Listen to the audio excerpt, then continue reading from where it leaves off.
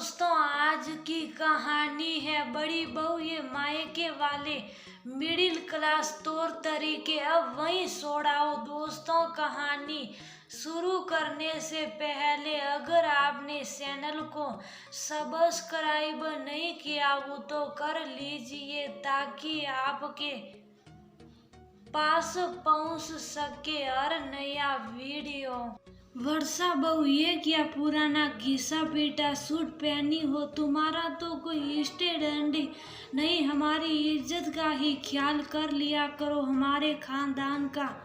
आखिर स्टैंडर्ड तो मेंटेन तुम्हें ही करना है। मम्मी जी साउथ कॉटन है, 5 से बार ही पहनी हूँ, फिर मैं घर पर ही पहनती हूँ, कहीं गई तो बदल लूंगी। वैसे कहाँ से ली थी ये सूट, जरा हमें भी बताओ जी। शादी की शॉपिंग राजवाड़े के क्लॉथ मार्केट से की है, कुछ पहचान की पुरानी दुकानों से खरीदे थे, सस्ते और सुंदर, उन्हीं में से एक है।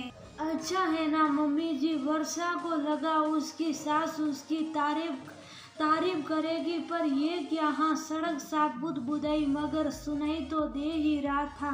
कुछ कहा आपने? नहीं, मैं कौन हूँ बोलने वाली, कहते हुए ग्रीन टी पीने लगी। बहू, ये होटल से आए खाने की पैकिंग डिब्बे फके क्यों नहीं देती? मम्मी जी, मैं साफ कर रही हूँ, इसमें किसी काम वालों को कुछ खाने पीने का आइटम दे सकते हैं, सफर में भी ले जा सकते हैं। बेचारी बिना अपनी सास को जाने सहते हुए बोली, ओहो मेरे मायके वाले मिडिल क्लास तौर तरीके। अब वही छोड़ाओ, मेरे घर मत किया करो, मुझे जरा पसंद नहीं। और ये तेल की कैन क्यों नहीं हटाई अब तक? मम्मी जी, मैं इन्हें पेंट कर मनी प्लांट लगाऊंगी, सजावट भी, हरियाली भी, आम के आम, गुठलियों के दाम। देखो बहू, हम सिर्फ आम खाते हैं, गुठलियों सूस के फेंक देते हैं। एक बार साफ कह देती हूँ, वर्मा खानदान की बहू हो तुम, और ये बसत में नहीं जानती। आखिर स्टैंड तो मेंटेन तुम्हें ही करना है, और मैं तो तभी समझ गई थी जब तुम्हारे मायके की रसोई में डिस्पोजेबल डिब्बों में चाय पत्ती रखी देखी थी। एक ढंग का सेट नहीं था डिब्बों का। रुआ फजा, कोल्ड ड्रिंक की बोतल तक तो फेंकी नहीं जाती तुम्हारी माँ से। मगर अब तुम हमारे स्टूडेंट का ध्यान रखा करो। एक दिन नीता वर्षा के साथ मार्केट गई, उसे ड्रेस से मैचिंग की चूड़ियाँ लेनी थी। नीता बड़ी दुकान में जाने लगी तो वर्षा रोकते हुए बोली, चलो अपन मंदिर वाली गली में चलते हैं, वहाँ सस्ती और सुंदर चूड़ियाँ मिलती हैं। मैंने कई सेट बनवाए थे शादी में, वहाँ से एक वैरायटी है। रहने दो भाभी, आप और आपके सड़क साफ सेट आप करती होगी राजवाड़ा की गलियों में शॉपिंग। मैं तो हमेशा शोरूम पर ही सड़ती हूँ। स्टैंडर्ड हमारा मम्मी को पता चला तो मुझे घर से निकाल देगी, कहते हुए ऐसी शोरूम के अंदर चली गई। वर्षा को बहुत बुरा लगा, पर उससे ना कुछ कहा जा रहा था ना सहा जा रहा था। बेइज्जती का घूंट पीकर रह गई। उसके बाद झूठी मुस्कान लिए चुपचाप नीता के पीछे पीछे शांति रही। वर्षा की शादी 1 महीने पहले ही सौरभ से हुई है। सास सुनीता जी हर वक्त पैसे और स्टूडेंट की दोष जमाती रहती है। वर्षा के मायके से आए हर सामान में कमी पैसे निकालती। सास की देखा देखी ननद भी पीछे नहीं हटती। हर रोज उसे उनसे कमतर मायके के ऊपर टीका टिप्पणी कर जलील किया जाता है।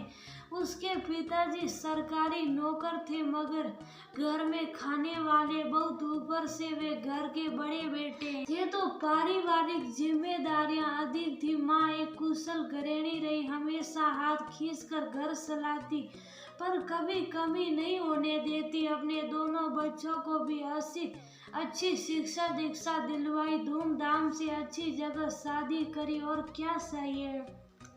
मगर ससुराल में हर बार किसी न किसी चीज को लेकर उसका मजाक उड़ाया जाता। रहन सहन पर तानों से जलील किया जाता। वर्षा को दुख तो बहुत होता, लेकिन करे क्या, नई शादी है, सास और ननद को दुश्मन भी नहीं बनाना चाहती है। एक दिन सौरभ का फोन आया, वर्षा तैयार रहना, मेरा दोस्त और उसकी पत्नी अपने शहर आए हैं शादी में उनके रिश्तेदारी में, मगर शॉपिंग यहीं से करना चाहते हैं। हम दोनों को भी चलना पड़ेगा, डिनर भी बाहर ही करेंगे, तुम तैयार रहना, मैं 6 बजे तक आता हूँ। वर्षा सुंदर इंडो वेस्टर्न ड्रेस पहनकर तैयार हो रही थी कि कहाँ जाने की तैयारी हो रही है।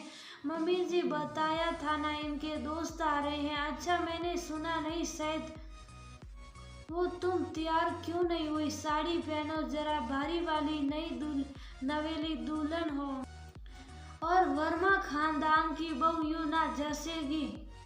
बोलती तो ऐसे जिसे देख अंबानी भी शर्मा जाए। वर्षा मन में सोची, मम्मी जी सौरभ क्या कहेंगे, उसको क्या पता मैं कह रही हूँ, बदल दो। उसने तुरंत मन ना होते हुए भी साड़ी पहन ली, जिसे देखते ही सौरभ भड़क गया। ये क्या बहन जी वाली साड़ी पहन रखी है? तुम्हें कितनी बार बताया मेरे साथ अच्छे स्टाइलिश सूट पहनकर सलाह करो, मेरा दोस्त तुम्हें देहाती समझेगा। उसकी बीवी इंजीनियर है, तुम्हारा तो कोई स्टूडेंट ही नहीं। मेरी इज्जत की सोच लिया करो। तुम्हारा पति इतनी बड़ी मल्टीनेशनल कंपनी में काम करता है, थोड़ी उसकी रेपुटेशन ना कर सलाह करो। कार चलाते चलाते बड़बड़ाए चला जा रहा था। इतना कुछ सुनने के बाद वर्षा की आंखें भर आई। कार में बैठे अपना सर पकड़ लिया, सोचने लगी आखिर गलती होती का है। अभी कह दूं तो बुरी बन जाऊंगी, संस्कारहीन कहलाऊंगी। सहते सहते तो मेरा दम घुटता जा रहा है। पूरी जिंदगी ऐसे तानों के साथ कैसे निकाल पाऊंगी। दोस्त विनोद और उसकी पत्नी मिल गई, सब मिलकर मॉल के अंदर चले गए। दिशा ने उसकी साड़ी की बहुत तारीफ की, पूछा कहाँ से ली हो, मुझे भी चाहिए। तब वर्षा ने दिशा को बताया कि लोकल मार्केट में मॉल से ज़्यादा सुंदर साड़ियाँ मिल जाती हैं, वो भी कम दामों में। फिर क्यों यहाँ अपने पैसों की बर्बादी करना। ये सुनते ही सौरभ बोला, अरे भाभी जी इसकी बातों में मत आइए, ये तो सड़क साफ सामान खरीदने में एक्सपर्ट है।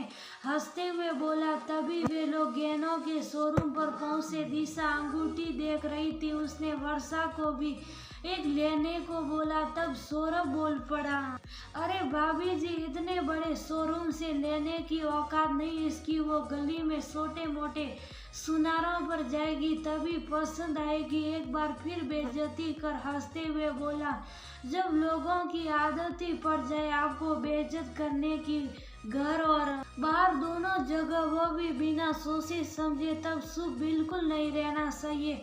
सोची वर्षा, बहुत हुआ अपने लिए, बोल, आज नहीं बोली तो कभी नहीं बोल पाएगी। सही कहा आपने, सोने के आइटम तो कहीं से भी ले सकती हूँ, पर डायमंड लेने मुझे यहीं आना पड़ेगा। भैया जरा वो डायमंड रिंग दिखाइए। कहते हुए एक अंगूठी पसंद कर पहन ली। पति देव, अब जरा इसका पेमेंट भी कर दीजिए। सौरभ को जैसे काटो तो खून नहीं, अपने दोस्त और उसकी बीवी के सामने इतनी इज्जत स्टूडेंट की दुआई दी है तो मना भी नहीं कर सकता था, इसलिए 50,000 की रिंग उसे दिलवा दी। मगर मन ही मन गुस्सा बहुत आ रहा था वर्षा पर। दिशा ही समझ गई थी वर्षा ने ऐसे ताने कसने वाले पति को नेले पर देला मारा था।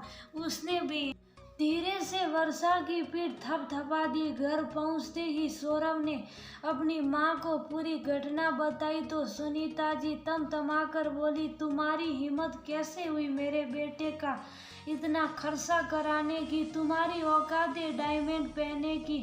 मम्मी जी आप ही कहती है ना कि मैं आपके स्टूडेंट की, नहीं तो आज से मैंने अपना स्टूडेंट बदल दिया।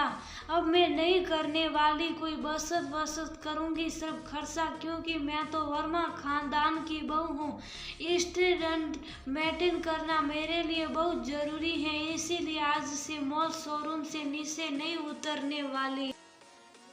और गोल्ड ज्वेलरी छोड़ डायमंड ही पहनूंगी। वहाँ खड़े सारे लोग, क्या सास ननद क्या पति, सब एक दूसरे का मुंह देख रहे थे। आखिर कब तक सहती रहती, कभी तो कहती गलती उनकी ही थी जिसका सबक उन्हें